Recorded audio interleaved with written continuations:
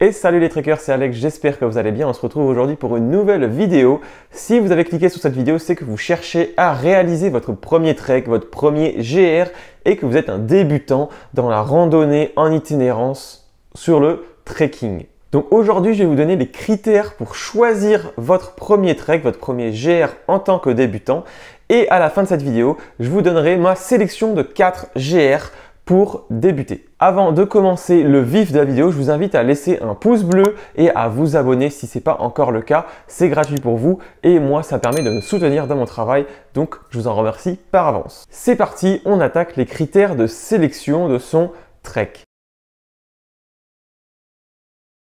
Premier critère, c'est de faire un trek en France. Évitez de vous stresser avec la logistique, les bagages, etc., etc. Et en plus, on a plein de beaux sentiers en France. Donc, pour votre premier trek, restez en France, ça sera beaucoup plus simple.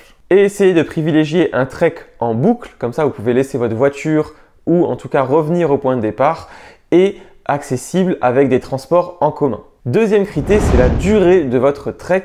Ne dépassez pas les 7 jours. Moi, je pense que pour une première expérience, entre 3 et 7 jours, c'est très bien. Moi, sur mon premier GR10, j'avais voulu faire un entier. Au final, je m'étais arrêté au bout de 7 jours. C'était entièrement suffisant, sachant qu'on dit que les 3-4 premiers jours dans un premier trek, c'est là où votre corps va vous dire arrête, arrête, arrête, parce que ça va être très dur mentalement et physiquement.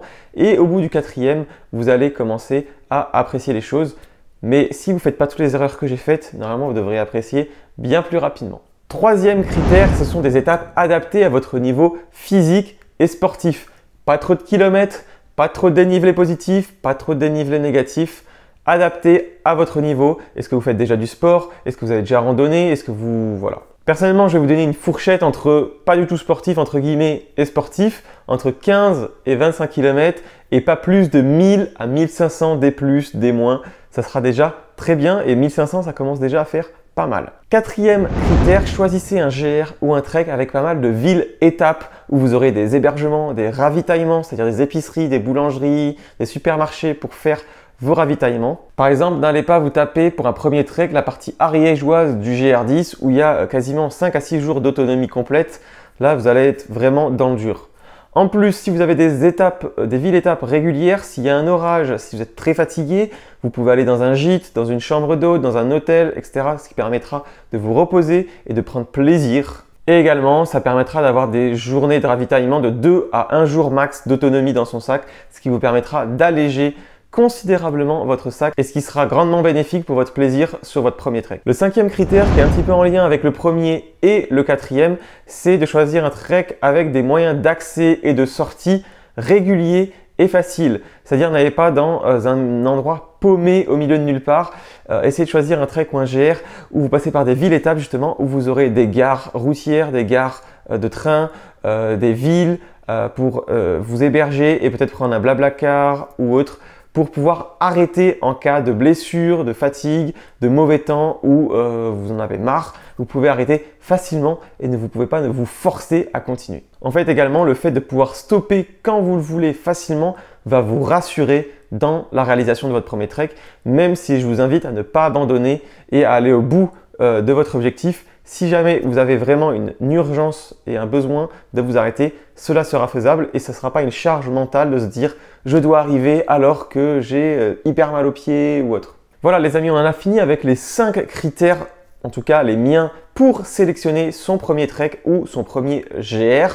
GR, c'est grande randonnée, c'est là avec le marquage rouge et blanc de la Fédération française de randonnée. Mais il y a plein d'autres sentiers débutants hors GR.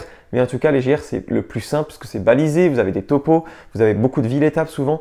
Donc, c'est pour ça que je vous ai parlé de GR. Et justement, on va en suivre avec cette deuxième partie de la vidéo, ma sélection de 4 GR pour débutants.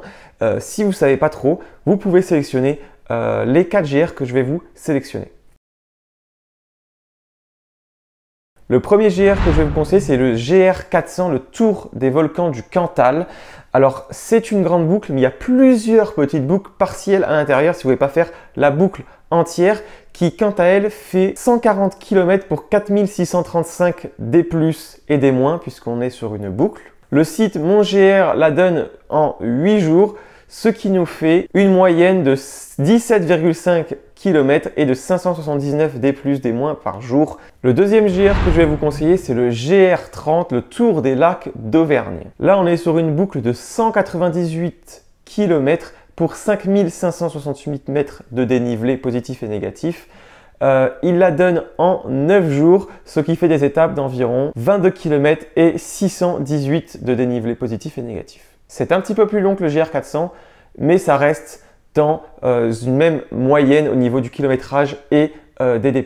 Le troisième GR que je vais vous conseiller, c'est le GR70, le chemin de Stevenson, que j'ai réalisé en septembre 2022. Je vous mets d'ailleurs la petite fiche de la vidéo juste ici. Là, nous ne sommes plus sur une boucle, mais sur un linéaire, c'est-à-dire que vous partez d'un bout et vous arrivez à l'autre et vous ne retournez pas au point de départ.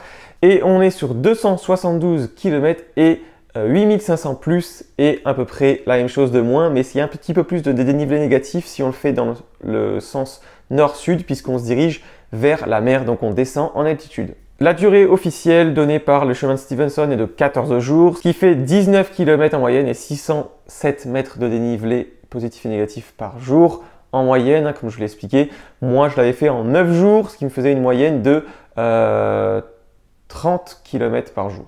Le quatrième GR que je vais vous conseiller, c'est le GR34, le sentier des douaniers sur la pointe bretonne. Il fait toute la pointe bretonne, donc c'est plus de 2000 km et 28 000 mètres de dénivelé positif, mais sur 2000 km. Là, on nous donne une moyenne de 100 jours, ce qui nous fait 21 km par jour en moyenne et 280 mètres de dénivelé positif et négatif par jour en moyenne également.